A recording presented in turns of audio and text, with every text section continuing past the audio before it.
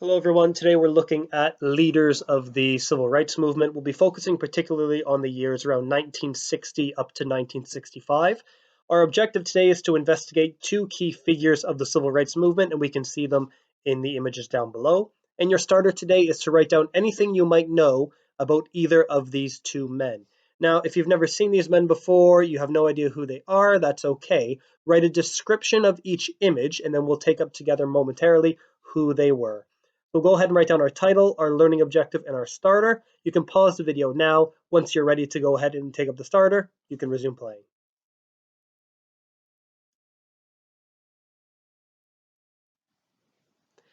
Now, you might have an easier time recognizing the man on the left-hand side. His name was Martin Luther King Jr.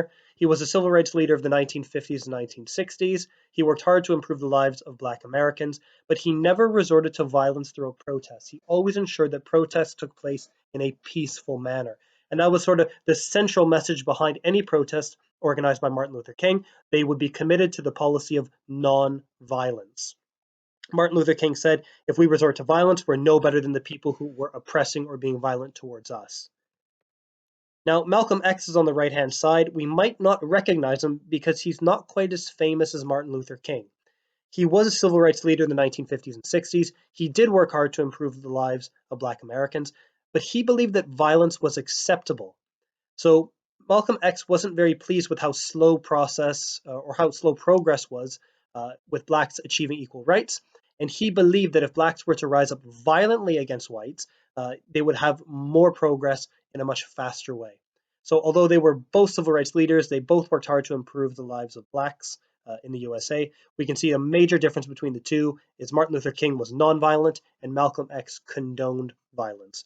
So go ahead and put those into our starter if we don't already have them done. You can pause the video now, and when you're ready, hit play.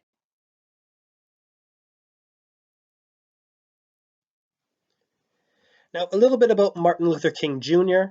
He grew up actually speaking at his father's church a fair bit, and it was discovered at a very early age that Martin Luther King Jr. had a way with words. He didn't need to prepare a speech ahead of time.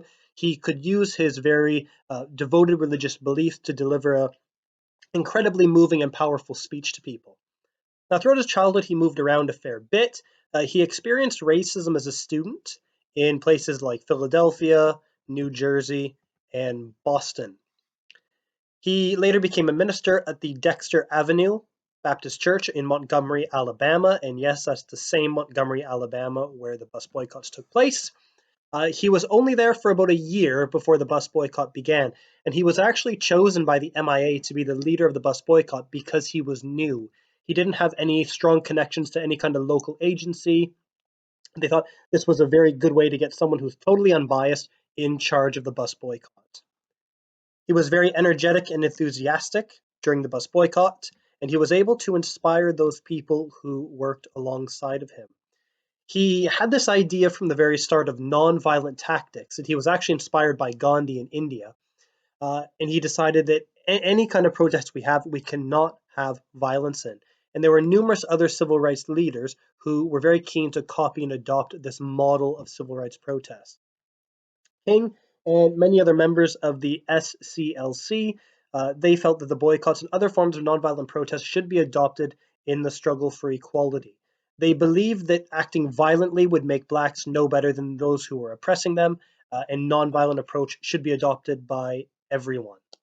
So regardless of kind of what happened in the 1950s with the bus boycott, by 1963, it was very apparent that Martin Luther King Jr. was going to be one of the leading figures of the civil rights movement.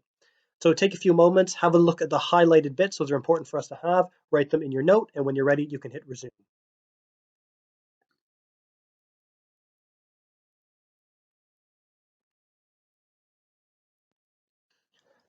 Now, we're getting back to that pivotal year of 1963. It was a really important year in the struggle for civil rights, especially in Birmingham, Alabama. Now, in Birmingham, about half the population was black. There were roughly 350,000 people living in Birmingham, and about 150,000 of those were black individuals. King decided to arrange a demonstration he called the Birmingham March in April of 1963, and this would involve people gathering together in a rally. Now, the march did take place, but King was arrested and he was imprisoned for a short amount of time afterwards. This is where he wrote his letter from Birmingham jail. And the letter was all about how progress towards racial equality was too slow. They weren't making enough progress in terms of getting cities and towns in the USA to desegregate.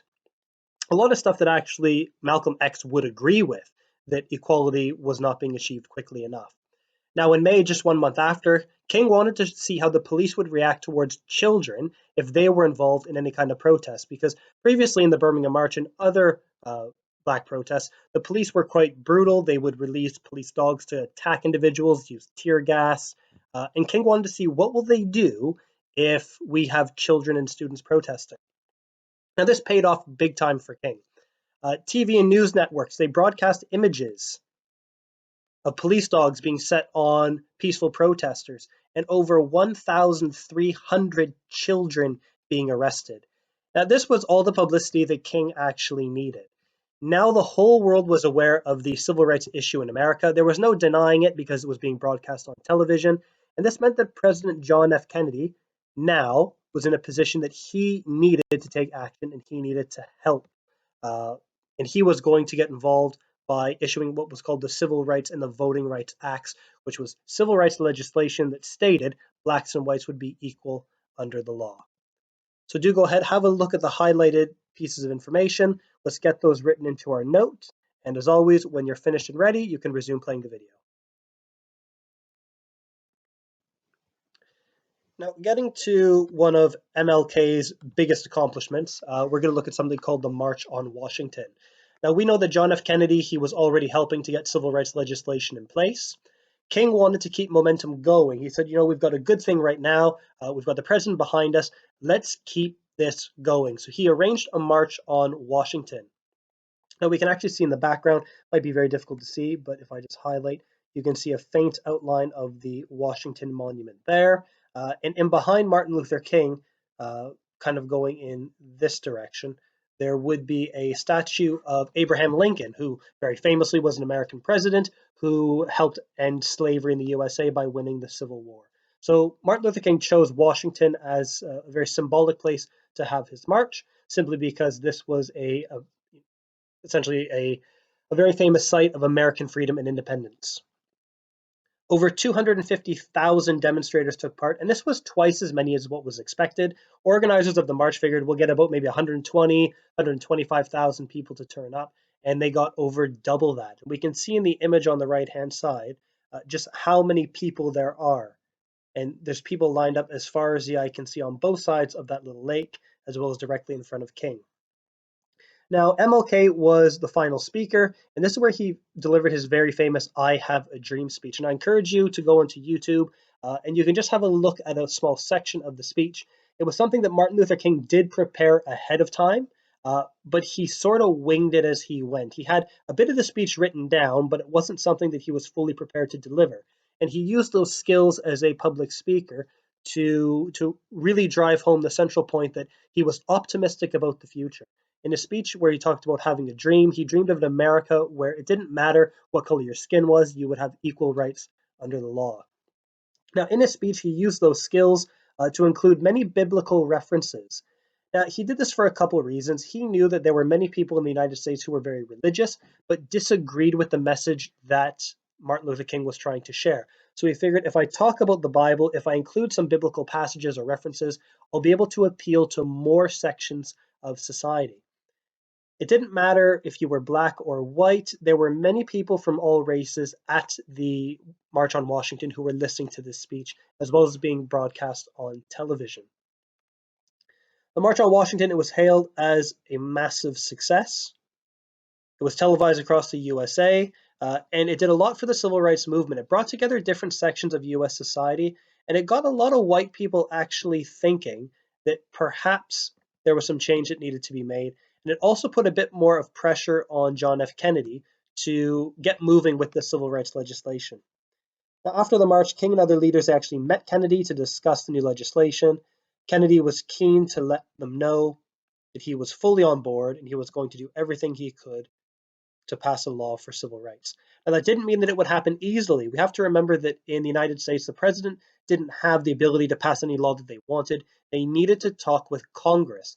And Congress, similar to our parliament, had a lot of older individuals, many from the south of the US, who did not agree with equal rights for blacks and whites. So Kennedy would certainly have his work cut out for him in establishing that civil rights bill.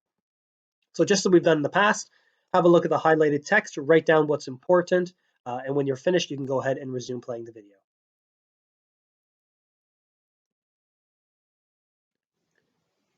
Now, let's get on to Malcolm X. He's essentially the polar opposite of Martin Luther King Jr. He was born, his name was Malcolm Little. His father was murdered by white supremacists, and he was actually a criminal in his teens and his early 20s.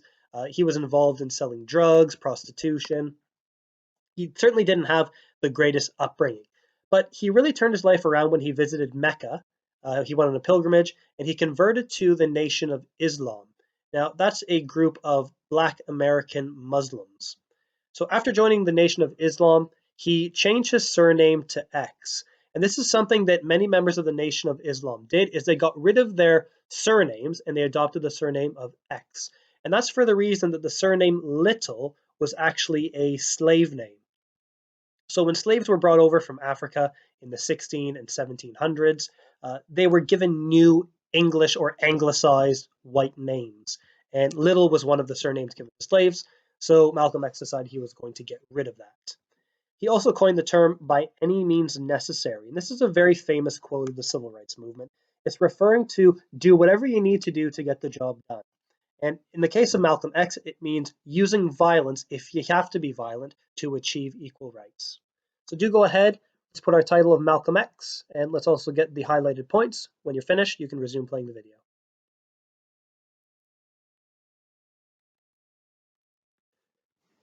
So we know that Martin Luther King Jr. accomplished a fair amount during the civil rights movement, and we don't often know a lot about Malcolm X. Now, his contributions were slightly different. He did a lot to influence young Black Americans, especially those living in those really tough neighborhoods or what we would call ghettos, uh, particularly kind of in areas of New York, Chicago, Los Angeles. He did a lot to influence them and to raise their self-esteem. He completely disagreed with King's nonviolent approach to civil rights protesting.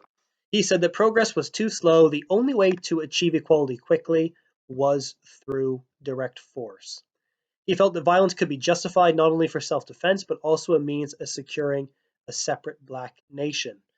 Now, although his methods didn't produce the same level of progress as King, many historians would go ahead and argue that he did a lot for improving the self-esteem of young Black Americans more than any other individual of that civil rights movement. So even though he didn't get a Civil Rights Act or a Voting Rights Act passed, even though his methods didn't gain the support of the president, he did a lot for improving the self-esteem of Black Americans. So we'll go ahead, we'll put that into our note. When you're finished, you can go ahead and So here are the tasks for the lesson today. Your job is to go through the textbook and read pages 40 to 45, and then go into your summary booklets, Unit 3, and complete the following two rows. So the Martin Luther King and the Malcolm X row, noting the time period they were both present and active in, and the significance. What is it that they accomplished? What did they do? What do we need to know about them? When you're finished with your summary book for those two rows, copy and complete the following table into your books. So we'll have the columns of key facts, we'll have method of protest, and overall impact on civil rights, and then we'll have a row for Martin Luther King Jr. and a row for Malcolm X.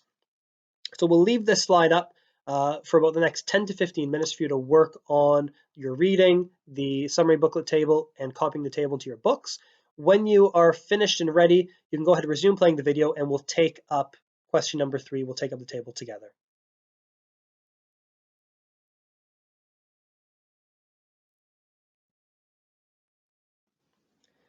So taking a look at our table for Martin Luther King and Malcolm X, we can see that King grew up speaking publicly in his father's church and developed those very strong public speaking skills. He also became involved in the bus boycott. He was only in Montgomery, Alabama for about a year before the boycott started. Because he was new to the city and to the area, he didn't have any of those strong connections with local businesses, so they thought he'd be a good guy to put in charge as he would be totally unbiased in leading that bus boycott.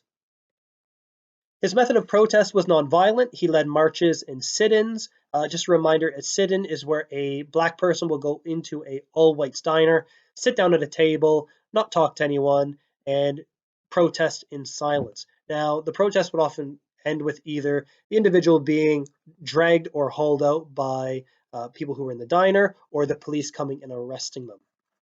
The Birmingham March led to Martin Luther King being imprisoned and led to his letter from Birmingham jail. He encouraged the use of children and students in protesting, and his protests gained significant media attention. Now, his overall impact was quite great. He got John F. Kennedy involved as President of the United States in drafting civil rights legislation. Birmingham actually desegregated 90 days after the Birmingham March, and he delivered his very famous I Have a Dream speech in the March on Washington. Now, Malcolm X, we know he was born as Malcolm Little. He changed his surname to X after converting to the Nation of Islam, and that was after he went on a pilgrimage to Mecca. He justified violence. He said, by any means necessary, insinuating that blacks could be violent to achieve equal rights. He felt that progress was too slow, and he disagreed with many of the approaches and the nonviolent way of protesting by Martin Luther King Jr. And he raised the self-esteem of blacks more than any other civil rights leader. His approach was not always well received by other activists, which is evidenced by the fact the president didn't support Malcolm X, but instead supported Martin Luther King Jr. So we'll leave that up for a few more seconds. Go ahead and pause the video now. We'll leave that up, and when you're finished, video will be over.